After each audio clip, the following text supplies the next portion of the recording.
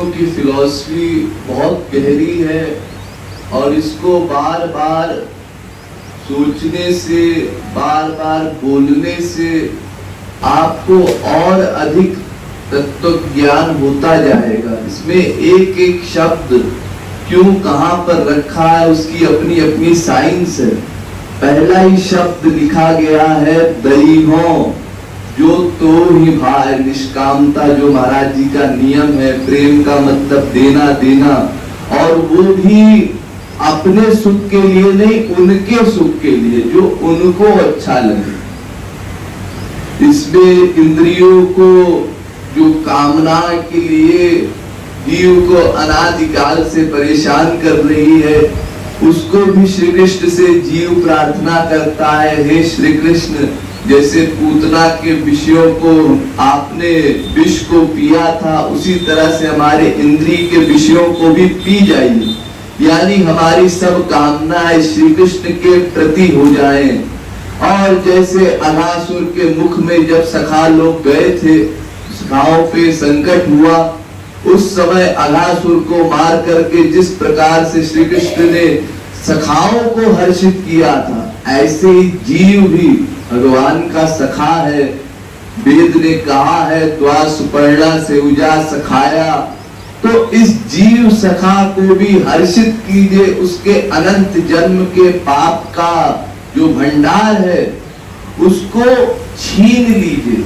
जो आपका नियम है कि जो मेरी शरण में आता है तो उसके अनंत जन्मों के पाप को मैं छीन लेता हूँ। सर्वधर्मान परित्यज्य माम एकम शरणम व्रज, तो अहम त्वाम सर्व पापेभ्यो मोक्षयिष्यामि मा शुचः। और जैसे बकासुर जो कि स्वांग कर रहा था, ऐसे ही ध्यान लगाए बैठा था, जहां ठाकुर जी पास गए तो पूरा निगल गया ठाकुर जी को। उस प्रकार से ये जीव भी वास्तविक भक्ति को न जान करके अपने अहंकार में रहता है। संसारी अहंकार में तो रहता ही है, भक्ति करने के अहंकार में भी रहता है। भक्ति भावना कुछ हुई नहीं, फिर भी ये अहंकार अवश्य हो जाता है कि हम किसी बड़े क्लास के भक्त हैं। जैसे दावानल रूपी आग को आपने पी लिया था ब्रज में अपने सखाओं की रक्षा के लिए, ऐसे ही दैहिक, दैविक और भौतिक ये तीन ताप होते हैं, मन का, शरीर का और बाहर पशु पक्षियों से मिलने वाला, सर्दी गर्मी बरसात आदि से मिलने वाला ये जो कष्ट है, इस कष्ट को हम लोग अनादिकाल से सहन कर रहे हैं। क्यों? क्योंकि अपने को हमने शरीर माना। इस समय जीव रियलाइज करता है कि हम श्याम सुंदर के दास हैं, उनके नित्य हम सेवक हैं, तो उनको अपना जान करके फिर शरीर को अपना नहीं मानता, फिर अपने वास्तविक अपने को अपना मानता है, श्री कृष्ण को अपना मानता है और उनकी सेवा करता है। ऐसे ही महाराज जी अंतिम लाइन में कह रहे हैं कि जिस प्रकार से आपने ब्रजवासियों के सब कष्टों को हर करके उनको नित्य नवलीला का और अंतिम रस का, रास का सौभाग्य प्रदान किया था, ऐसे ही हमारे भीतर के विकारों को आप कृपा करके समाप्त कीजिए। वैसे तो ये भी बड़े भोलेपन की बात है, क्योंकि जीव अपने ही मन के संकल्प से उस रस को प्राप्त कर सकता है। बेचारे भगवान इसमें क्या करेंगे? भगवान तो अनादिकाल से अनंत कृपा कर चुके हैं, कर रहे हैं, लेकिन हम जीवों ने भी जिद पकड़ रखी है। हमने जो सीखा है उसके आगे हम नहीं सीखेंगे। देखिए, आपकी जो बुद्धि है वो लिमिटेड है, एक सीमा से ज्यादा आप लोग समझ नहीं सकते, और समझने के लिए भी वो समझने की भूख आवश्यक है। हम लोगों की तो भूख भी मर चुकी है, और ऊपर से हम लोग अपने आप को बहुत ज्ञानी मानते हैं, बड़ा विद्वान मानते हैं, बहुत समर्थ मानते हैं, अहंकार भी है। भले कुछ हो ना हो, अहंकार तो जरूर है सभी को। तो इसी कारण से गुरु के मिलने पर, भगवान के मिलने पर भी हम कुछ प्राप्त नहीं कर पाते, कुछ भीतर ठहरता नहीं। अगर संगवश कुछ अच्छा भी लगा तो बस अच्छा लग रहा है, भीतर से कोई भावना नहीं बनी।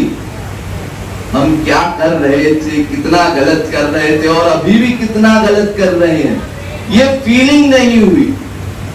केवल ये फीलिंग हो जाती कि हम कुछ गलत कर रहे हैं, कुछ गड़बड़ कर रहे हैं, तब उसको कुछ सुधारे कोई व्यक्ति। जब फीलिंग ही ना हो किसी को, तो क्या उपदेश दे कोई महापुरुष, कोई भगवान, कैसी कृपा करे उस पर।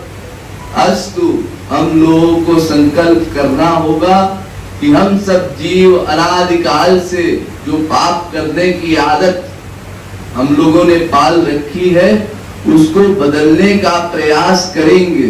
अपने आप को गुरु का सेवक जान करके उनकी सेवा करने में नित्य अपने मन का लगाव करेंगे। किस तरह से उनकी सेवा की जाए, किस प्रकार से उनको सुखी किया जाए।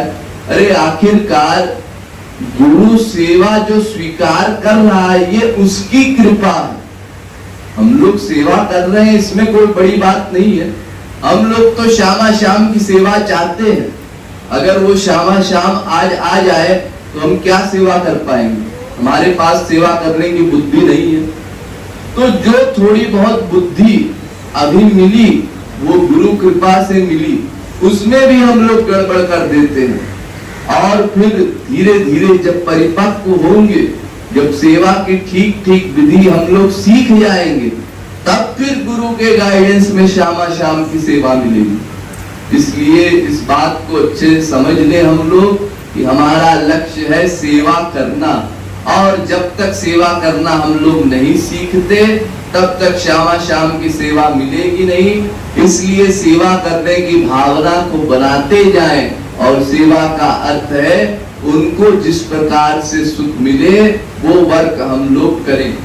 जब ये बात हम लोग ठीक ठीक समझ लेंगे, तब फिर अपने आचरण को बदलने का प्रयास करेंगे, भीतर से प्रेम करने का प्रयास करेंगे। बाहरी वर्क में हम लोग तब नहीं उलझेंगे, और तब जा करके हमारे भीतर वाली मशीन में कुछ काम होगा, कुछ हलचल होगी, तब हमारी पात्रता ठीक ठीक बनेगी, तब जा करके हमको दिव्य प्रेम प्राप्त हो सकेगा।